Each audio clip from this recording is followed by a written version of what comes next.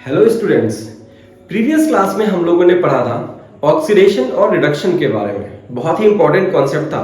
अब ऑक्सीडेशन और reduction general life में हमको किस तरह से इफेक्ट करता है, मतलब ये जो रेडॉक्स रिएक्शंस हैं वो किस तरह से इफेक्ट करती हैं, ये हम पढ़ने वाले हैं आज के सेशन में। और आज के इस सेशन का जो टॉपिक है that is the corrosion and rancidity. ठीक है, क्लास 10th लेवल पे बहुत ही इंपॉर्टेंट टॉपिक है। 1 मार्क में या 2 मार्क्स में आता ही आता है। केमिस्ट्री क्लास 10th में 25 मार्क्स में आती है। उसमें अगर 2 नंबर का 1 नंबर का कोई भी क्वेश्चन मिल जाता है तो बहुत ही इजी क्वेश्चन है, बहुत आसानी से होता है। तो कोरोजन क्या है आइए देखते हैं। Corrosion is the slow eating up of metal by what, by moisture and air. ठीक है, तो हम लिख सकते हैं gradual eating up of metal by what, by moisture and air is known as corrosion. ठीक है, और लिख सकते हो आप degradation of metal, degradation of metal by redox reaction. Redox reaction का मतलब समझते हो? रेडॉक्स रिएक्शन का मतलब है ऐसी रिएक्शंस जहां पे ऑक्सीडेशन और रिडक्शन दोनों होता है, उनको हम बोलते हैं रेडॉक्स रिएक्शन। ठीक है, तो सबसे पहला एग्जांपल ले लेते हैं हम ले लेते हैं। आपने देखा होगा कि जो सिल्वर होता है, सिल्वर सिंबल Ag, आपकी माँ पायल पहनती है या सिल्वर के आप बर्तन यूज करते हो, कटोरी, ग्लास, चम्मच, इस तरह के बहुत सारी चीजें। तो after some time it's shining degrades, उसकी जो चमक है वो खत्म हो जाती है और धीरे धीरे जो है वो किस कलर का हो जाता है, ब्लैक कलर का होने लगता है। ठीक है, तो blackening of silver is the example of corrosion. अब ये कोरोजन कैसे होता है सिल्वर में वो देखिए।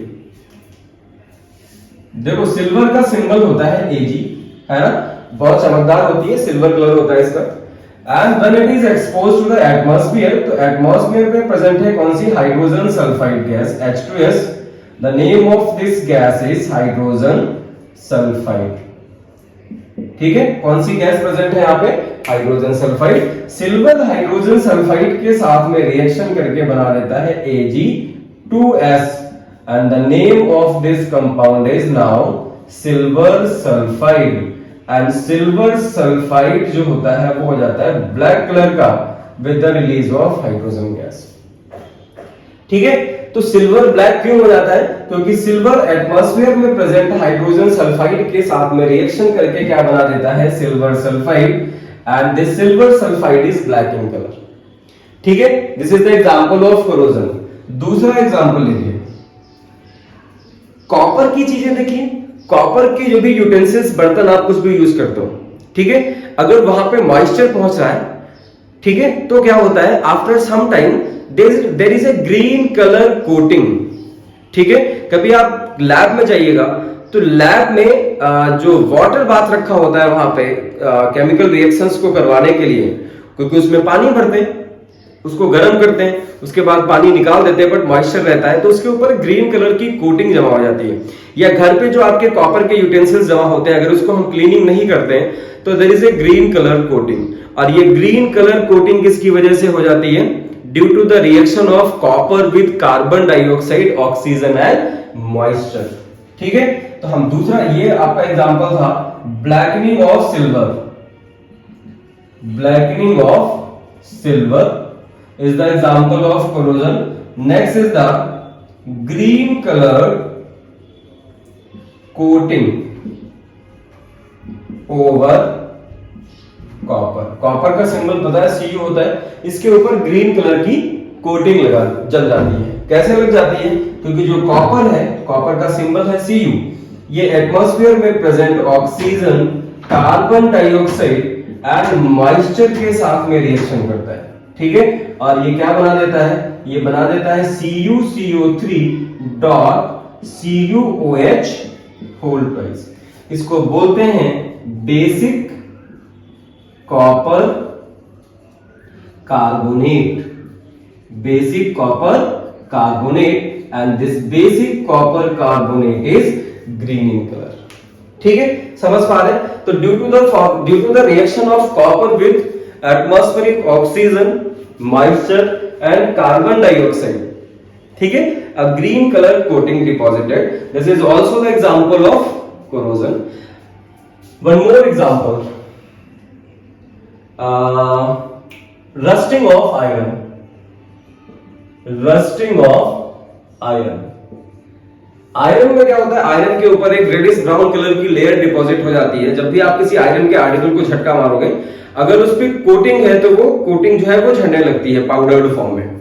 ठीक है, वो क्या है, this is the rust of iron and rust of iron is formed due to the reaction of iron with oxygen and water या मॉइस्चर। ठीक है, तो आयरन ले लीजिए 4Fe, इसकी ऑक्सीजन से रिएक्शन करा दीजिए 3O2 प्लस 2H2O। ठीक है, इसके हमें X मॉलिक्यूल्स लेने पड़ेंगे। तो देखो आयरन की जब इससे रिएक्शन होगी तो बनेगा ये Fe2O3 या 2Fe2O3 डॉट XH2O। ठीक है, समझ पा रहे हो? तो this is the formula of iron rust, this is the formula of what, iron rust. और ये आयरन रस्ट का फॉर्मूला आपसे बोर्ड एग्जाम्स में पूछा जाता है कि write the formula of iron rust. तो it is Fe2O3 dot XH2O। ठीक है, Fe2O3 डॉट XH2O। X मैंने यहां पे क्यों लिया है water molecules, because they are variable. आपको पता नहीं कि मॉइस्चर कितना होगा, कभी ज्यादा होगा कभी कम होगा, तो मॉइस्चर के बेसिस पे इसको लिया गया।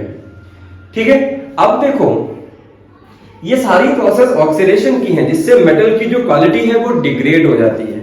अब हम इसमें ऐसा क्या करें कि मेटल की क्वालिटी डिग्रेड ना होने पाए, और मतलब क्या हो गया कि कोरोजन ना होने पाए या रस्टिंग ना होने पाए आयरन में। तो रस्टिंग ऑफ आयरन या ब्लैकनिंग ऑफ सिल्वर या green colour coating of copper, इनको प्रोटेक्ट करने के लिए हम क्या करते हैं, अब हेडिंग डाल दीजिए प्रिवेंशन ऑफ कोरोजन। कोरोजन को प्रिवेंट कैसे कर सकते हैं? ठीक है, तो हम क्या करें, सपोज जैसे मेटेलिक सरफेस कोई है, ये मेटल जब एटमॉस्फेरिक एयर के साथ में एक्सपोज होगा तभी तो रस्टिंग होगी ना। अगर हम इसके ऊपर कोई लेयर डिपॉजिट कर दें, है ना, this layer protects the metal to expose to the atmosphere. ये मेटल जो है ये जो लेयर होगी ये बैरियर का काम करेगी between the metal and the atmosphere. ठीक है, तो मेटल जो है रस्टिंग होने से या कोरोजन होने से बच जाएगा। ठीक है, तो अब देखो क्या करेंगे, इसको प्रिवेंशन के लिए हम इसके ऊपर ऑयलिंग कर दें। जो भी मेटलिक आर्टिकल है अगर इसके ऊपर ऑयल का लेयर लगा देते हो तो फिर रस्टिंग वहां पे नहीं हो पाएगी, क्योंकि मॉइस्चर और एयर मेटल को नहीं मिल पाएगा। ठीक है, दूसरा क्या हो सकता है, हम पेंट लगा सकते हैं, मतलब पेंटिंग कर सकते हैं। तीसरी चीज क्या कर सकते हैं, ग्रीस लगा सकते हैं, ग्रीसिंग कर दीजिए। ग्रीसिंग से क्या होगा, मेटल अगेन एक्सपोज नहीं होगा, प्रोटेक्शन लेयर का काम करेगा, protective layer, and due to this corrosion will be stopped. तो फोर्थ हमारा मेथड है गैल्वेनाइजेशन। गैल्वेनाइजेशन में क्या होता है कि a layer of more reactive metal is coated over the metal of less reactive metal. ठीक है, तो क्या होगा, जो लेस रिएक्टिव मेटल है that will be protected from the corrosion, क्योंकि अगर ऑक्सीजन और मॉइस्चर अटैक करेगा तो सबसे पहले जो मोर रिएक्टिव मेटल की लेयर है that will react with that and it will form a protective layer. जैसे अगर हम आयरन के ऊपर, ये आयरन है और इसके ऊपर जिंक की लेयर की कोटिंग कर दें तो zinc is more reactive in nature, तो एटमॉस्फेयर में प्रेजेंट ऑक्सीजन और मॉइस्चर से रिएक्ट कौन कर जाएगा, zinc, and it will form a layer of zinc oxide. And zinc oxide की लेयर जो है ये प्रोटेक्टिव लेयर का काम करेगी, है ना। ये जिंक की लेयर है, ऑक्सीजन में प्रेजेंट ऑक्सीजन से रिएक्शन करके जिंक ऑक्साइड की लेयर बनाएगी, प्रोटेक्टिव लेयर का काम करेगी, और आपका जो मेटल है वो कोरोजन से बच जाएगा। ठीक है, इस प्रोसेस को हम क्या बोलते हैं, galvanisation. Coating a layer of more reactive metal over the less reactive metal for the prevention of corrosion of metal, जिसको आप बचाना चाहते हो उसका corrosion नहीं होगा, that will be called as galvanization. And one more is the electroplating. ये सिर्फ मैं 10th स्टैंडर्ड तक का ही बता रहा हूं, ठीक है। वैसे बहुत सारे अदर मेथड्स भी होते हैं। इलेक्ट्रोप्लेटिंग में क्या होता है? इलेक्ट्रोप्लेटिंग में होता है coating a layer of less reactive metal. ये उल्टा है गैल्वेनाइजेशन का। Coating a layer of less reactive metal over high reactive metal. Over high reactive metal is known as electroplating. उल्टा हो गया, मतलब अगर आयरन की सपोज ये आयरन का रॉड है आपके पास में Fe, और इसको आपको प्रोटेक्ट करना है by the process of electroplating, तो इसके ऊपर आपको एक लेयर लगानी पड़ेगी। किस चीज की? मेटल की, which is less reactive in nature, ठीक है। जैसे कॉपर की कोटिंग कर दे इसके ऊपर, ठीक है। तो copper is less reactive. Copper atmosphere में प्रेजेंट मॉइस्चर और ऑक्सीजन के साथ में रिएक्ट ही नहीं करेगा, तो अंदर का जो मेटल है वो बच जाएगा, प्रिवेंट हो जाएगा from the process of corrosion, ठीक है। आप ऐसे समझो कि ये इलेक्ट्रोप्लेटिंग, आप किसी आर्टिकल के ऊपर, जैसे आप वॉच बांधते हो, तो वॉच की जो वो होती है स्ट्रिप, उसको कलर करवा देते हैं, उसको कोटिंग करवा देते हैं गोल्ड की, गोल्डन कलर की दिखने लगती है वो, जैसे बोलते हैं सोने का पानी चढ़वाना। तो सोने का पानी चढ़वाना over the metal, over the iron, over the any other metal, over the steel, that is the process of electroplating. तो ये था आपका कोरोजन। कोरोजन में आपने क्या पढ़ा? Corrosion is the gradual degradation of metal, या gradual eating of metal by oxygen and moisture. इसके हमने 3 एग्जांपल लिए। एक तो blackening of silver, silver black colour की हो जाती है, किसकी वजह से? क्योंकि एटमॉस्फेयर में प्रेजेंट हाइड्रोजन सल्फाइड से रिएक्शन करके ये बना देता है सिल्वर सल्फाइड। आपको याद रखना है, ये पूछा जाता है, ठीक है। उसके बाद कॉपर के ऊपर ग्रीन कलर की कोटिंग डिपॉजिट हो जाती है, किसकी वजह से? क्योंकि कॉपर ऑक्सीजन और मॉइस्चर के साथ में कार्बन डाइऑक्साइड के साथ में रिएक्शन करके क्या बना देता है? बेसिक कॉपर कार्बोनेट बनाता है, जिसका फार्मूला होता है CuCO3.CuOH का होल ट्वाइस। गांठ बांध लो, याद कर लो, पूछा जाता है। दूसरा देखिए, रस्टिंग ऑफ आयरन, बहुत इंपॉर्टेंट है, फिर कह रहा हूं पूछा जाता है। What is the formula of iron rust? Colour क्या हो जाता है? X और Y वाले जो क्वेश्चंस बनते हैं कि substance X reacts with Y to form substance Y, तो इसमें ये पूछा जाता है, ठीक है। तो ये सारी चीजें आपको याद रखनी है। और उसके बाद प्रिवेंशन में एक गैल्वेनाइजेशन और दूसरा इलेक्ट्रोप्लेटिंग, ये बहुत ज्यादा पूछा जाता है, ठीक है। 1 मार्क के क्वेश्चन रहता है, बट बहुत इंपॉर्टेंट है। और फिर से कहूंगा, अगर समझ में आ रहा है, ठीक है, मैं भी मेहनत कर रहा हूं, तो सब्सक्राइब जरूर कर दिया करो, ठीक है। अब अगला टॉपिक पढ़ते हैं हम, rancidity. This is also an application of that oxidation and reduction या रेडॉक्सिडेशन। अब आ जाते हैं, ठीक है, रैंसिडिटी पे। एक छोटा सा टॉपिक है,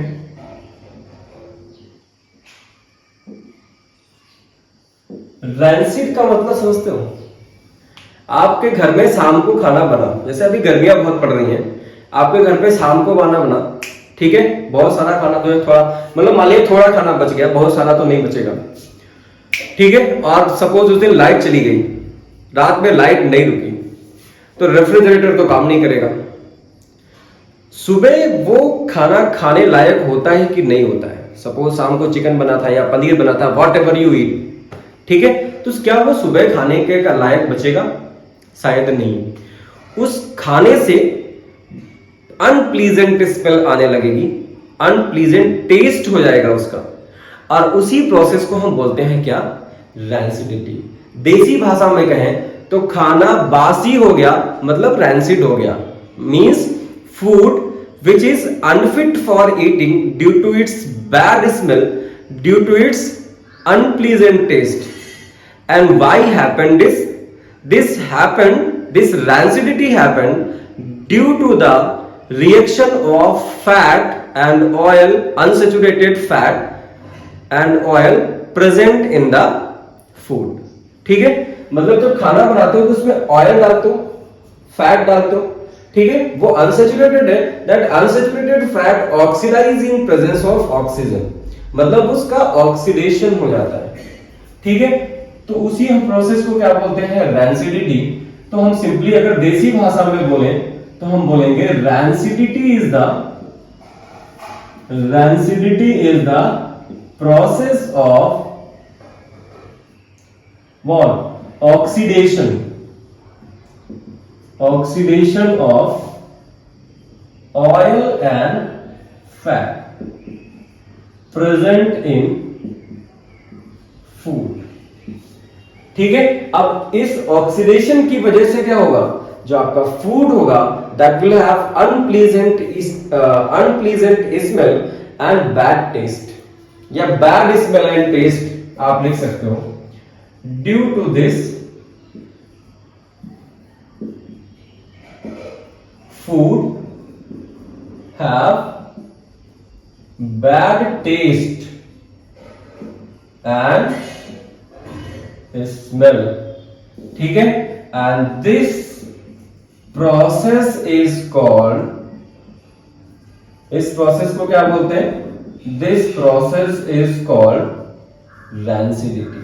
इस प्रोसेस को हम रैंसिडिटी बोलते हैं. ठीक है, देसी भाषा में समझ पाए, खाना बासी हो गया मतलब वो रैंसिड हो गया. बासी क्यों हो गया, क्योंकि उसमें जो ऑयल और फैट पड़ा था उसका ऑक्सीडेशन हो गया, उसका ऑक्सीडेशन हो गया. ऑक्सीडेशन किसकी प्रेजेंस में होगा, ऑक्सीजन की प्रेजेंस में. ठीक है, जिससे फूड में अनप्लीजेंट टेस्ट या बैड टेस्ट एंड स्मेल आने लगेगा तो उसको क्या बोलेंगे, रैंसिड फूड बोलेंगे. And the process will be called as rancidity. अब इस रैंसिडिटी को बचाने के लिए हम क्या करते हैं, तो नेक्स्ट आ जाते हैं प्रिवेंशन ऑफ रैंसिडिटी. जैसे हम अभी कोरोजन को प्रिवेंट कर रहे थे, हम रैंसिडिटी के प्रोसेस को भी स्लो डाउन कर सकते हैं. कैसे, बाय कीपिंग फूड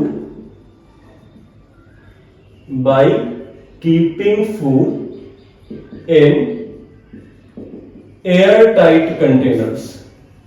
फूड को हम एयर टाइट कंटेनर्स में रख दें. इससे क्या होगा, एयर टाइट कंटेनर होगी तो ऑक्सीजन लिमिटेड होगी या कम होगी या नहीं होगी, और ऑक्सीजन चली गई तो प्रोसेस ऑफ कोरोजन पॉसिबल नहीं है. मतलब जो मेन जो मेन कॉम्प्लीमेंट है, जो मेन कंपोनेंट है sorry for the process of corrosion, and that is the oxygen. अगर ऑक्सीजन नहीं है, मॉइस्चर नहीं है, अब मॉइस्चर तो होगा क्योंकि खाना है, ऑक्सीजन नहीं है तो फिर क्या होगा, फूड में रैंसिडिटी नहीं होगी. ठीक है, तो आप फूड को क्या किया आपने, एयर टाइट कंटेनर में रख दिया, ऑक्सीजन नहीं तो रैंसिडिटी नहीं.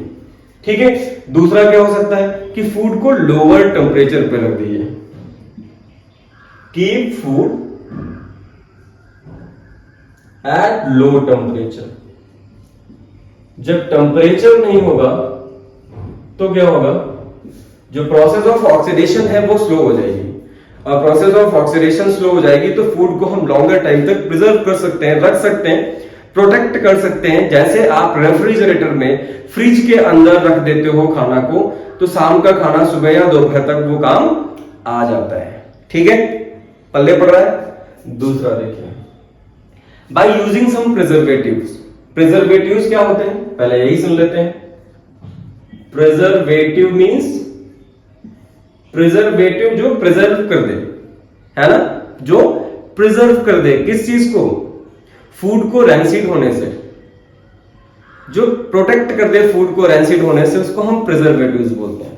Means the substance which used to protect the food from rancidity are called preservatives. ठीक है, इनको हम एंटीऑक्सीडेंट्स भी बोलते हैं. जैसे सॉल्ट, सब्सटेंस को जो आपका मैटर है, ऑर्गेनिक मैटर, जिसको आप प्रोटेक्ट करना चाहते हो, हाईली कॉन्सेंट्रेटेड शुगर सॉल्यूशन में रख दीजिए या हाईली कॉन्सेंट्रेटेड सॉल्ट सॉल्यूशन में रख दीजिए. हाईली कॉन्सेंट्रेटेड सॉल्ट सॉल्यूशन या हाईली कॉन्सेंट्रेटेड शुगर सॉल्यूशन में, तो क्या होगा, तो ये प्रोटेक्ट हो जाएगा रैंसिड होने से. ठीक है, आपको पता है जो फैट, जो मीट का ट्रांसपोर्ट होता है from one country to another, उसमें जो मीट होता है उसको at very low temperature, the meat is kept at very low temperature in air tight containers with some preservatives like salt. Salt से उसमें लेप लगा दिया जाता है जिसकी वजह से ये प्रिजर्व हो जाता है, रैंसिडिटी नहीं होगा। ठीक है, हम विनेगर यूज कर सकते हैं। विनेगर, आप अचार बनाते हो, अचार किस चीज में बनाते हो? विनेगर में ही तो बनाते हैं। विनेगर क्या होता है? 5 to 8% solution of ethanoic acid. 5 to 8% solution of ethanoic acid in water, उसको विनेगर बोलते हैं। देसी में सिरका। कैसे बनता है गांव में सिरका? गन्ने के रस को कंटेनर में रख दिया जाता है, 10, 15, 20 दिन में by the process of fermentation vinegar बनके तैयार हो जाता है। वो ऑर्गेनिक विनेगर है। वैसे मार्केट में व्हाइट विनेगर अवेलेबल है, that is pure form and that is diluted to with water. ठीक है, दूसरा हम कैसे यूज करते हैं? देयर आर सम एंटीऑक्सीडेंट्स, क्योंकि ये कोरोजन क्या है, सॉरी ये रैंसिडिटी क्या है? Process of oxidation. तो ऑक्सीडेशन पे एंटी लगा दो, मतलब जो ऑक्सीडेशन को रोक दें। ठीक है, उनको हम बोलते हैं एंटीऑक्सीडेंट्स। जैसे BHA, ये सिंथेटिक प्रिजर्वेटिव है, इसका नाम है क्या? Butylated hydroxy anisole. Butylated hydroxy anisole. और एक और होता है BHT। BHT is the butylated hydroxy toluene. ठीक है, ये प्रिजर्वेटिव्स हम यूज कर सकते हैं टू प्रिजर्व द फूड और to protect the food from rancidity. ठीक है, तो इस तरह से आपका चैप्टर खत्म हो जाता है। ये इस टॉपिक के बाद आपको हम एक और वीडियो बनाने वाले हैं इस चैप्टर का, जो होगा one shot of chapter chemical reactions and reactions. Subscribe करिएगा, शेयर करिएगा और लाइक करिएगा। गर्मी बहुत है बेटा, पंखा भी नहीं चला सकते क्योंकि आवाज गड़बड़ करेगी। चलिए, इसका वन शॉट देखने के लिए तैयार रहिए। धन्यवाद।